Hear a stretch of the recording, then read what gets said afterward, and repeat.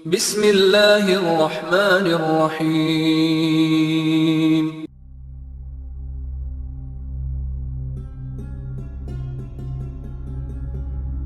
السلام علیکم ناظرین اکرام، اسلام کے بنیادی طور پر دو گروپ سنی اور شیعہ کے ہیں۔ سنی فرقہ چار بڑے فقہی گروپ حنفی، مالکی، شافعی اور حنبلی میں تقسیم ہے۔ امام ابو حنیفہ اور امام احمد ابن حنبل کا تعلق بغداد سے تھا، جبکہ امام مالکی اور شافعی کا تعلق مدینہ سے تھا۔ امام ابو حنیفہ تاریخ کے اعتبار سے سب سے بڑے امام تصور کیے جاتے ہیں، باقی تینوں امام بالواسطہ یا بلا واسطہ ان کے شاگرد تھے۔ سنیوں کی کل آبادی کے 35% لوگ امام ابو حنیفہ کی پیروی کرتے ہیں۔ امام ابو حنیفہ 699 عیسوی میں عراق کے شہر کوفہ میں پیدا ہوئے۔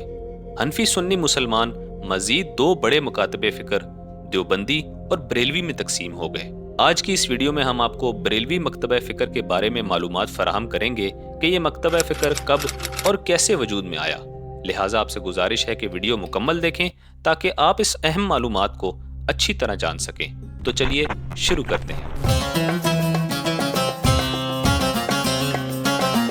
ناظرین اکرام، دیوبندی کی طرح بریلوی مکتبہ فکر کا نام بھی اس کی اصل جگہ بریلی سے نکلا ہے، جو کہ بھارت کی ریاست اتر پردیش کا ایک شہر یا قصبہ ہے۔ بریلوی مکتبہ فکر کے بانی امام احمد رضا خان ہیں، جن کی پیدائش 1856 میں ریاست اتر پردیش کے شہر بریلی میں ہوئی۔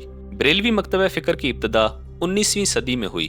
دور حاضر میں بریلوی مکتبہ فکر کو ماننے والے لوگ بھارت، پاکستان، بنگلہ دیش، افغانستان اور وسطی ایشیا میں پائے جاتے ہیں۔ ناظرین، بریلوی مکتبہ فکر کے بارے میں مزید جاننے کے لیے 19ویں صدی میں دنیا کے حالات کو جاننا بے حد ضروری ہے۔ 1932 میں بادشاہ عبدالعزیز نے سعودی عرب کی بنیاد رکھی۔ سعودی عرب کا تمام حکمران طبقہ وہابیت کے پیروکار تھے۔ مولانا ابن عبد الوہاب، جن کو وہابی تحریک کا بانی سمجھا جاتا ہے، انہوں نے اپنی قوم کو بنانے میں سعودی خاندان کی مدد کی۔ وہابی تحریک انتہائی سخت نظریات کی حامل تھی۔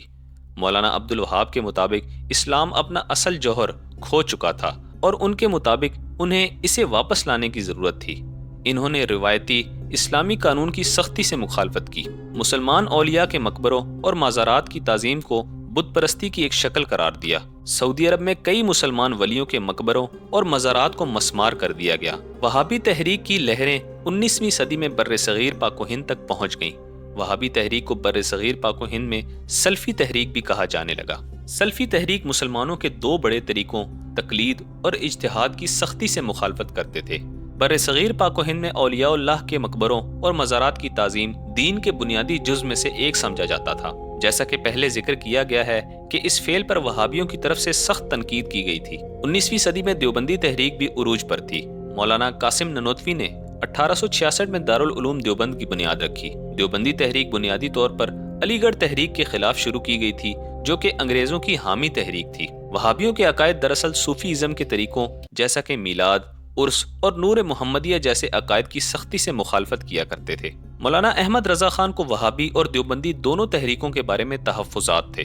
1906 میں مولانا احمد رضا خان نے اپنی ایک کتاب حسام الحرمین تحریر کی، جس میں انہوں نے درجنوں مقامی علماء کے ساتھ ساتھ خانہ کعبہ کے 35 علماء کرام سے بھی فتوے لیے۔ یہاں پر آپ کو ایک بات بتاتے چلیں کہ جب مولانا احمد رضا خان نے یہ کتاب لکھی، اس وقت وہابی تحریک اتنی عروج پر نہیں تھی، اور مولانا احمد رضا خان نے خانہ کعبہ کے 35 علماء کرام سے جو فتوے حاصل کیے وہ بھی اس وقت وہابی تحریک کے حامی نہیں تھے، کیونکہ اس کتاب کا مواد انہوں نے 1905 میں اکٹھا کیا جب وہ حجاز مقدس گئے تھے۔ اس وقت خانہ کعبہ کی خدمت سلطنت عثمانیہ یعنی ترکوں کے پاس تھی۔ ترک سنی تھے اور ان کا تعلق صوفی ازم سے تھا۔ اس کتاب میں مولانا احمد رضا خان نے خصوصاً وہابیوں اور دیوبندیوں کو اسلام سے خارج کر کے کافر قرار دے دیا۔ اس کتاب کے جواب میں دیوبند مدرسۃ الاسلام کے علماء نے ایک کتاب المہند علی المفند لکھی، جس میں دیوبند کے علماء نے اپنے نظریے کا دفاع کیا۔ ناظرین، ان دونوں کتابوں کو اگر آپ پڑھنا چاہتے ہیں تو اس کا لنک ڈسکرپشن میں موجود ہے، وہاں سے آپ پڑھ سکتے ہیں۔ ناظرین، اس کے بعد بھی کافی کتابیں مولانا احمد رضا خان کی جانب سے لکھی گئیں، اور ان کتابوں کے جواب میں دیوبند مدرسۃ الاسلام کے علماء کرام نے بھی کئی کتابیں لکھی۔ اس دور میں نظریاتی جنگ زیادہ تر دیوبندیوں اور بریلویوں کے درمیان لڑی جا رہی تھی، اور اس سے چند سال قبل 1904 میں مولانا احمد رضا خان نے اپنے ایک مدرسے منظر اسلام کی بنیاد رکھی۔ ناظرین، بریلوی مکتبہ فکر کے لوگ مولانا احمد رضا خان کی بہت تعظیم کرتے ہیں۔ इसीलिए इन्हें आला हजरत के लक़ब से पुकारते हैं। आला हजरत का मतलब है हजरत से भी ऊपर। मौलाना अहमद रज़ा खान ने 1920 में अपनी सियासी जमात ऑल इंडिया सुन्नी कॉन्फ्रेंस के नाम से बनाई और अब बरेलवी मकतब फ़िक्र के लोग रियासत उत्तर प्रदेश से निकलकर पूरे बर्रे सगीर में फैल गए। लेकिन 1921 में मौलाना अहमद रज़ा खान का इंतकाल हो गया। वाज़ेह रहे कि बरेलवी तहरीक वहाबी और देवबंदी तहरीकों के असर के खिलाफ मौलाना अहमद रज़ा खान की एक रुजाती तहरीक थी। देवबंदी और बरेलवी तहरीकों में बड़ा फ़र्क नूर मोहम्मदिया के मामले में है। बरेलवियों के अकायद के मुताबिक हुजूर नबी करीम सल्लल्लाहु अलैहि वसल्लम एक कामिल इंसान है, लेकिन अल्लाह ने उन्हें नूर से पैदा फरमाया है। इससे मालूम होता है कि नबी सल्लल्लाहु अलैहि वसल्लम की ताकत लामहदूद है और वो इस दुनिया से जाने के बाद भी अपने पुकारने वालों को देख और सुन सकते हैं। जबकि देवबंदियों का इसमें इख्तिलाफ है। उनके मुताबिक नबी सल्लल्लाहु अलैहि वसल्लम एक आम इंसान है, जबकि उनके पास अल्लाह रब्बुल इज़्ज़त की तरफ से अता करदा इजाफी सलाहियतें मौजूद थीं।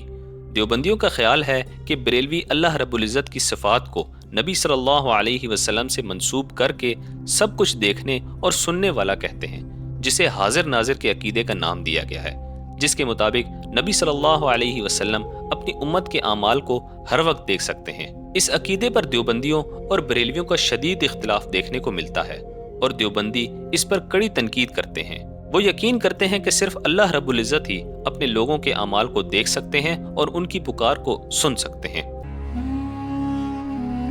वहाबियत और बरेलवी की दो इंतहा हैं। दोनों मकातिब फ़िक्र की अकायद एक दूसरे से बिल्कुल मुख्तलिफ हैं। बरेलवी तकलीद के कायल हैं और वहाबी इसकी मुखालफत करते हैं। बरेलवी औलिया के मकबरों और मज़ारात की ताज़ीम, ज़ियारत और रोशनी को फ़रोग़ देते हैं, जबकि वहाबियों के ख़यालात इससे बिल्कुल मुख्तलिफ हैं। हाजिर नाजिर और नूर मोहम्मदिया के बरेलवी तसव्वुरात को भी वहाबियों ने कड़ी तनकीद का निशाना बनाया, जिसकी वजह से मौलाना अहमद रज़ा खान ने वहाबियों को दीन इस्लाम से खारिज करके काफिर करार दे दिया था। बरेलवी अपने आप को इस्लाही तौर पर अहले सुन्नत व जमात कहते हैं, जबकि रिवायती तौर पर अहले सुन्नत व जमात बरेलवी को अपना मुकम्मल तारुफ बताते हैं, क्योंकि देवबंदी भी अपने आप को इस्लाही तौर पर अहले सुन्नत वल जमात कहते हैं। बहरहाल हम उम्मीद करते हैं कि इस वीडियो की वजह से आपको बरेलवी अकायद के बारे में काफ़ी कुछ सीखने को मिला होगा। याद रहे कि ये वीडियो मुकम्मल तहकीक के बाद बनाई गई है। अगर फिर भी आपको लगता है कि इसमें हमसे कोई गलती हुई है या नज़रियाती तौर पर आप हमसे इख्तिलाफ रखते हैं, तो अपनी राय का इजहार कमेंट्स में करके हमारी इस्लाह ज़रूर कीजिएगा। अल्लाह रब्बुल इज़्ज़त से दुआ है कि हम सबको मोहम्मद सल्लल्लाहु अलैहि वसल्लम के बताए हुए तरीकों पर चलकर दीन की खिदमत करने की तौफीक अता फरमाए। वीडियो पसंद आई हो तो इसे लाइक और शेयर ज़रूर कीजिए और चैनल को सब्सक्राइब करके बेल आइकन प्रेस करना ना भूलिएगा। मिलते हैं ऐसी ही इंटरेस्टिंग वीडियो के साथ। अपना बहुत सारा ख्याल रखिएगा। अल्लाह हाफिज़।